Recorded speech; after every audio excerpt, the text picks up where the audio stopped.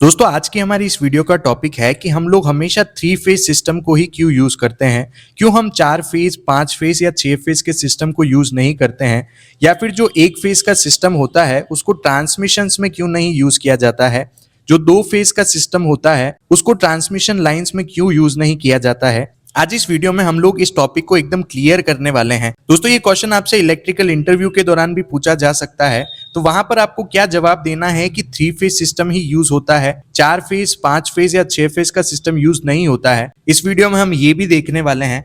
तो चलिए बिना टाइम वेस्ट किए जल्दी से हमारी आज की इस वीडियो को शुरू करते हैं। देखिए इस वीडियो में हम लोग 3 चीजों के ऊपर बात करने वाले हैं जो इफेक्ट करता है जब हम किसी 3 फेज सिस्टम को यूज करते हैं बजाय 4 फेज 5 फेज या 6 फेज के सिस्टम को। जब भी कोई इलेक्ट्रिकल सिस्टम डिजाइन होता है तो वो सबसे पहले कॉस्ट के बेसिस पर डिजाइन किया जाता है, यानी उस सिस्टम को बनाने में कितनी कॉस्ट लग सकती है, इक्विपमेंट्स को मेंटेन करने में कितनी कॉस्ट लग सकती है, इन सारी चीजों के बेसिस पर सिस्टम को बनाया जाता है। दूसरा मेन फैक्टर होता है लॉसेस का। अगर हम कोई भी 3 फेज सिस्टम बनाते हैं या फिर कोई 4 फेज का सिस्टम बनाते हैं तो सेकंड चीज ये देखी जाती है कि उस सिस्टम के अंदर कितने लॉसेस हो सकते हैं, क्योंकि जितने ज्यादा लॉसेस होते हैं उतने ही एफिशिएंसी कम हो जाती है। तीसरा फैक्टर जो इस चीज के ऊपर डिपेंड करता है वो है कॉम्प्लेक्सिटी, यानी आपने अगर 4 फेज का सिस्टम बना दिया, 5 फेज का सिस्टम बना दिया, या फिर जो 3 फेज सिस्टम रनिंग है वो कितना ज्यादा कॉम्प्लेक्स है, उसके अंदर कोई फॉल्ट डिटेक्शन कितना कॉम्प्लेक्स हो सकता है, या फिर जो इक्विपमेंट यूज करे जाते हैं वो कितने कॉम्प्लेक्स यूज हो सकते हैं, उन इक्विपमेंट्स को चलाने के लिए जो यूजर होते हैं उनको कितनी कॉम्प्लेक्सिटी फेस करनी पड़ती है, इस चीज के ऊपर भी ये सिस्टम डिपेंड करता है। अब दोस्तों हम लोग बात करते हैं कि जो ट्रांसमिशन लाइंस होती है वहां पर हम 1 फेज के सिस्टम को क्यों नहीं यूज कर सकते हैं, वहां पर क्यों 3 फेज का सिस्टम ही यूज किया जाता है। देखिए अगर हम सिंगल फेज की बात करें तो वो हाउस होल्ड के लिए काफी सही होता है।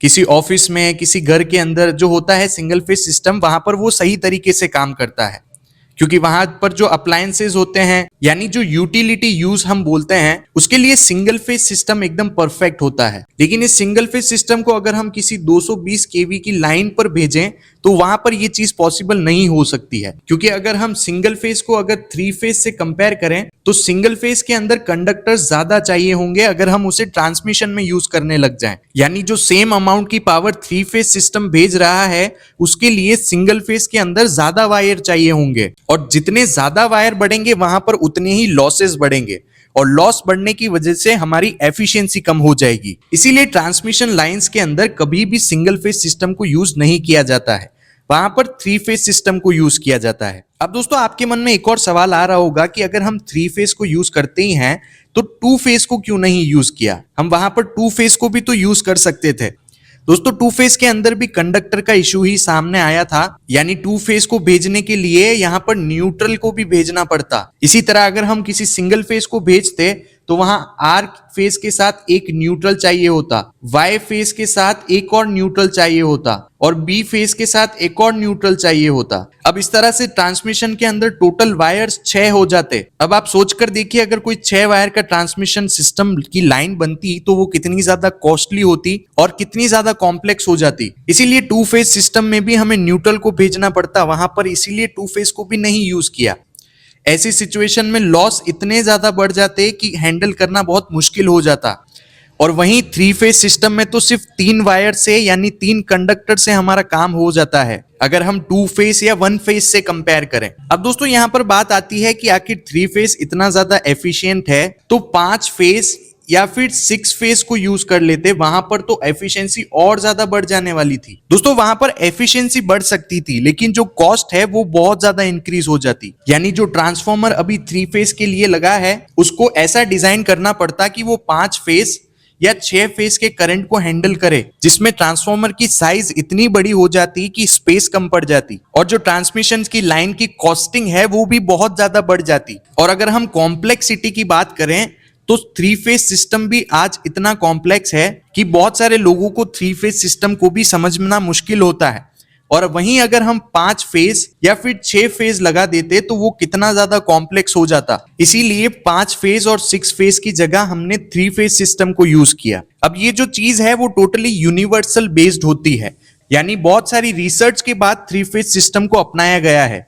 सारी कॉस्टिंग, सारी एफिशिएंसी, सारे लॉसेस, इन सब चीजों को ध्यान में रखते हुए 3 फेज सिस्टम को डिजाइन किया गया। हो सकता है अगर उस टाइम पे 4 फेज सिस्टम को एक्वायर कर दिया होता तो आज हम 4 फेज के सिस्टम को यूज कर रहे होते हैं, लेकिन यूनिवर्सल जो यूज करते हैं वो 3 फेज सिस्टम ही यूज करते हैं। तो दोस्तों हमारे इलेक्ट्रिकल सिस्टम में 4 फेज, 5 फेज या फिर 6 फेज को नहीं यूज करते हैं, ना ही 1 फेज को या 2 फेज को हम ट्रांसमिशन के लिए यूज करते हैं। हम सिर्फ 3 फेज सिस्टम को ही यूज करते हैं। इसको हमने इस टॉपिक के अंदर समझा। अब बात करते हैं इलेक्ट्रिकल इंटरव्यूज की। तो इलेक्ट्रिकल इंटरव्यूज में आपसे ये पूछा जा सकता है, तो वहां पर आपको सिंपल से इन 3 चीजों का आंसर करना है कि अगर हम 3 फेज के बजाय किसी और सिस्टम को यूज करें तो वहां पर कॉस्ट बहुत ज्यादा बढ़ जाती, उसके अंदर लॉसेस इतने ज्यादा इंक्रीज हो जाते हैं और जो कॉम्प्लेक्सिटी है वो भी बढ़ जाती। इसीलिए हम 3 फेज के अलावा दूसरे सिस्टम को नहीं यूज करते हैं। होपफुली आज की इस छोटी सी वीडियो में आप लोगों को समझ में आया होगा कि 3 फेज सिस्टम कितना ज्यादा इंपॉर्टेंट होता है ट्रांसमिशंस में। अगर आपको जानना है कि 3 फेज में 220 और 220 वोल्ट 660 वोल्ट्स क्यों नहीं होते हैं, तो इस वाली वीडियो के ऊपर जरूर क्लिक कर लें। मैंने डिटेल में इस चीज को एक्सप्लेन किया है। होपफुली आज की वीडियो से आप लोगों को कुछ इंफॉर्मेशन मिली होगी। अगर वीडियो पसंद आई है तो लाइक करें, चैनल पर नए हैं तो सब्सक्राइब जरूर करें। मैं मिलता हूं आपको ऐसी किसी इंफॉर्मेटिव वीडियो में। Thank you for watching.